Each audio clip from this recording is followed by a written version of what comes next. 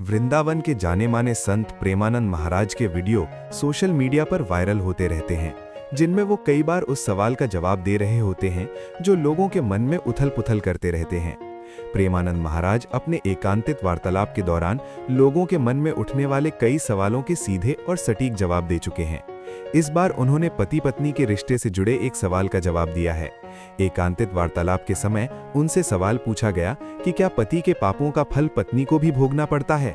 भारतीय परंपरा में पति को परमेश्वर का स्थान दिया गया है और कहा जाता है कि शादी के बाद पति पत्नी एक समान होते हैं, इसलिए उनके कर्मों का फल भी एक दूसरे को भुगतना पड़ता है। लेकिन क्या सच में एक पत्नी को अपने पति के बुरे कर्मों का फल भी खुद भोगना पड़ता है? ये सवाल कई महिलाओं के मन में उठता है, जिसका जवाब अब प्रेमानंद महाराज ने दिया है। आइए जानते हैं कि क्या पति के पापों का फल पत्नी को भी भोगना पड़ता है या नहीं। इस सवाल के जवाब में प्रेमानंद महाराज ने साफ शब्दों में कहा कि नहीं, पति और पत्नी को एक दूसरे के बुरे कर्मों का फल नहीं भोगना पड़ता है। पाप कर्म का अपना है। पत्नी को धर्म सहचारिणी कहा गया है।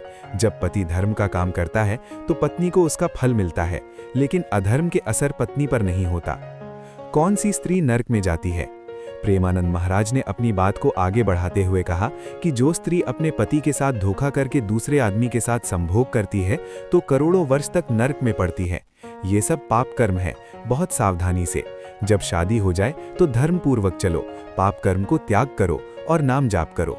क्या पति पत्नी को एक दूसरे के पुण्यों का फल मिलता है?